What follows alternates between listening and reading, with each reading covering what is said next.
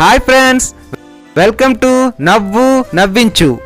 ఈరోజు మన ప్రోగ్రాం కూడా పోతున్న సెలబ్రిటీ ఉత్తముడు, మంచివాడు, అందరికీ అవసరమైన వాడు, ఎన్నో ప్రయోగాలు విజయవంతంగా చేసిన వాడెవడంటే ఆయనే మిస్టర్ సుదర్శన్ గారు. ప్లీజ్ వెల్కమ్ మిస్టర్ సుదర్శన్ గారు. థ్యాంక్స్ అండి. కూర్చోండి. సుదర్శన్ గారు, మీరు ప్రతి ప్రయోగాన్ని చాలా పరీక్షించేస్తారంట కదా, ఆ పరీక్షించే పద్ధతి మా ప్రేక్షకులతో పంచుకుంటారా? తప్పకుండా సార్.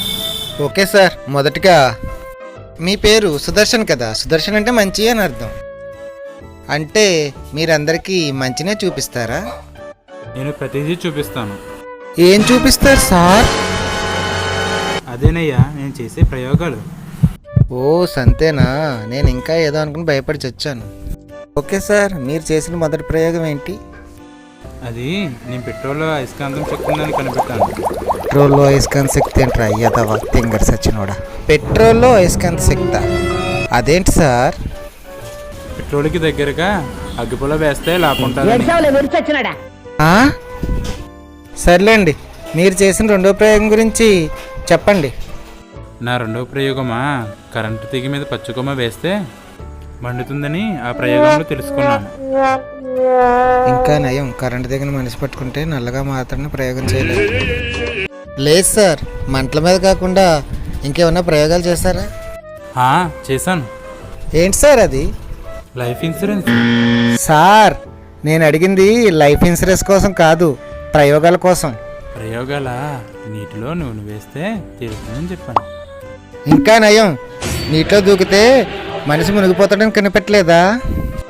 లేదు, కానీ మనిషి నీటిలో తోసేస్తే ఎంతసేపటి వరకు పైకి రాకుండా ఉండగలడో లేదో అని ఒకరిని తోసేస్తాను. వాడు ఇంకా రాలేదు. ఇంకేం వస్తాడు, ఎప్పుడో చచ్చుంటాడు.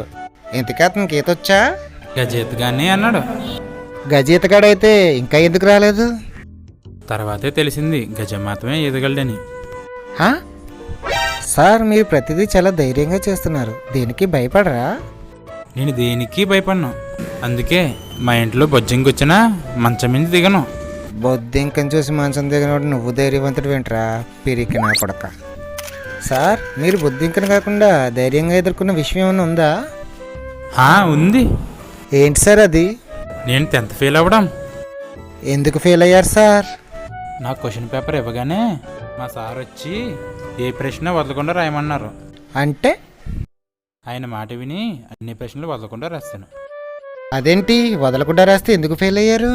ప్రశ్నలు మాత్రమే రాశాను, జవాబులు కూడా రాయాలంట.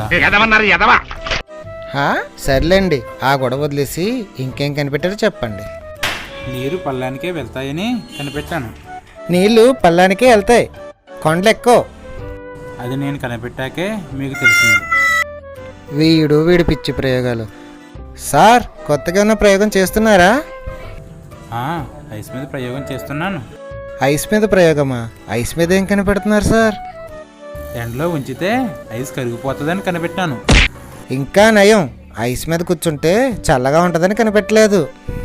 మీకెలా తెలుసు? నెక్స్ట్ అదే చేద్దాం అనుకుంటున్నాను. నీలాంటి పిచ్చోడి కోసం స్పెషల్గా తెలుసుకోవాలేంటి?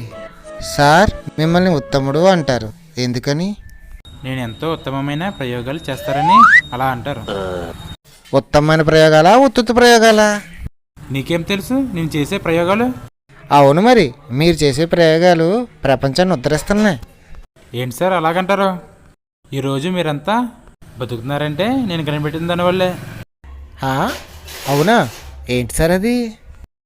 మనుషులు ఆక్సిజన్ పీల్చుకోవడం వల్ల బతుకుతున్నారని కనిపెట్టింది నేనే. వీడికి లేనిపోని కనిపెట్టి పిచ్చెక్కినట్టుంది, ముందు వీడిని పిచ్చి ఆసుపత్రిలో పడేయాలి. ఓకే సార్, మీరు మా స్టూడియోకి వచ్చి ఎన్నో పనికొచ్చే విషయాలు చెప్పినందుకు చాలా thanks. Thank you sir. Thank you sir.